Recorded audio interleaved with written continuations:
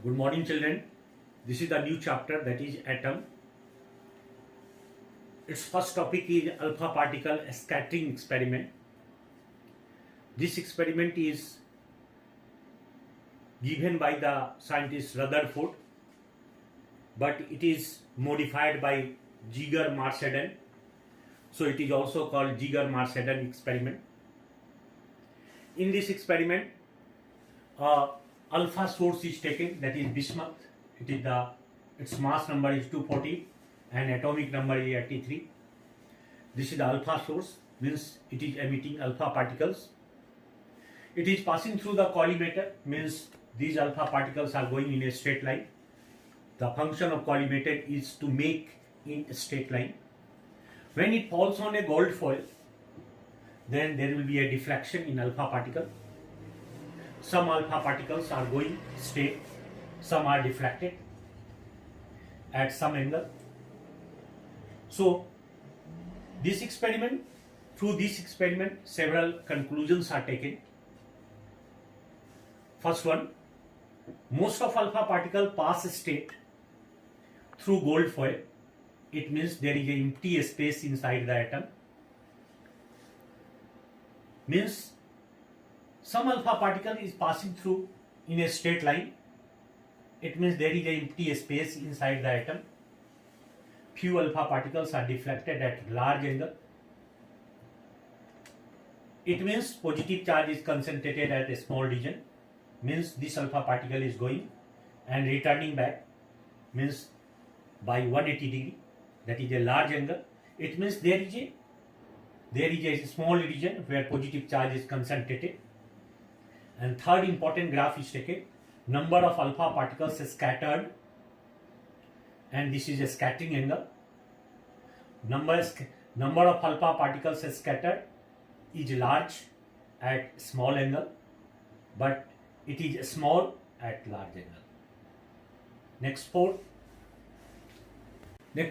fourth one, some alpha particle is reflected by 180 degree. It means every atom has certain size.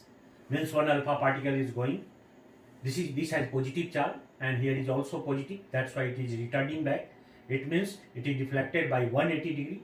It means it decides that there is a nuclear size of any atom. Means this is the nuclear size. Fifth one, alpha particle is deflected because this alpha particle is going and returning back. So here is the center as shown above. Now this is the central line, this is the central straight line, and after that this is the first alpha particle deflected.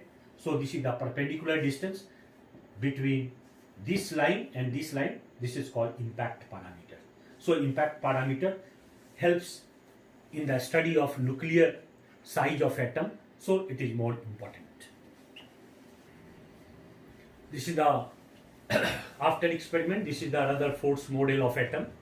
On the basis of alpha particle scattering, Rutherford proposed the following model of atom. An atom has central core which has positive charge called nucleus. The size of nucleus is very small as compared to size of atom. The nucleus is surrounded by suitable number of electrons which is equal to positive charge. Means number of electrons is equal to number of protons. Then number of charge on electron, total charge on electron is equal to total charge on proton. So atom is neutral. And electrons revolve around the nucleus in various orbits. But there are some drawbacks. Limitations of Rutherford. From electromagnetic theory, accelerated charged particle must radiate electromagnetic energy. So electron should follow spiral path and finally falls inside the nucleus. It means when electron moves in an orbit, then it's, according to electromagnetic theory, it radiates energy. So it should follow the spiral path and it should fall inside the nucleus. It means this is the stability of atom. And this was not explained by Rutherford. This is the drawback, or this is the limitation. Second one is that when it radiates energy, then due to certain energy levels, some spectrums will be produced, and that spectrum was not displayed by the Rutherford. So both are rectified by the board. So Further, the next topic will be Bohr's atomic model. In last topic, we had seen that there are two drawbacks in Rutherford experiment. One was he had not explained the stability of atom as well as energy as well as spectrum. So Bohr rectified all these. He has given a postulate. First one, an atom consists of a small and massive central core called nucleus and electron revolves.